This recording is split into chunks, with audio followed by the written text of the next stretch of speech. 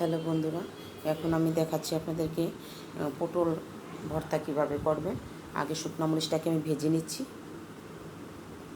লাল করে ভাজবেন। আর শুকনো মরিচটার একটা ফ্লেভারই আলাদা। ভালো করে ভেজে নিলে, হালকা করে ভাজবেন, মানে যাতে কালো না হয় এগুলো, ঠিক এভাবে ভেজে নেবেন।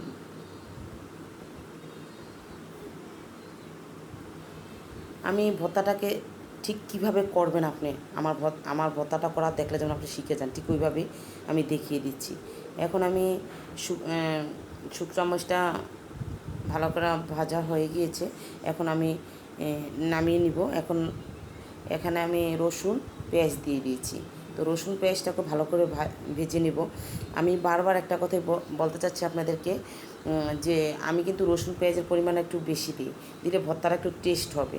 আর আমি কিন্তু এখানে কোনো ভর্তাতে লবণ দিইনি, এটা আপনারা খেয়াল রাখবেন, কারণ লবণ বাটার সময় দিবেন বা ব্লেন্ড করার সময় দিবেন। আমার এই যে পেঁয়াজ রসুন টালা হয়ে গিয়েছে, এখন আমি নামিয়ে নিচ্ছি।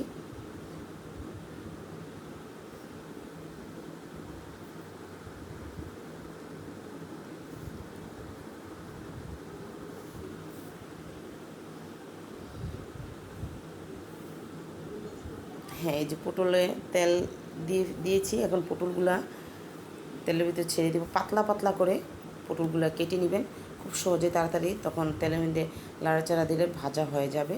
তখন আপনি এগুলো নামিয়ে নিয়ে ব্লেন্ড করে নেবেন। হয়ে গিয়েছে, এখন আমি ব্লেন্ড করে নিব বা পাটায় বেটে নিব। আমি প্রত্যেকটা ভর্তা পাটায় বেটে করেছি।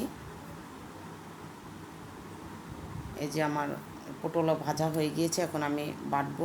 এই যে আমার ভর্তা বাটা হয়ে গিয়েছে, আমি দেখিয়ে দিচ্ছি আপনাদেরকে। আমার ভর্তা যতজন খেয়েছে বা যাদেরকে আমি দাওয়াত করে খেয়েছি, সবাই বলছে অনেক জায়গায় ভর্তা খেয়েছে, আপনার মতো এত সুস্বাদু ভর্তা কখনো খাইনি। ধন্যবাদ সবাইকে।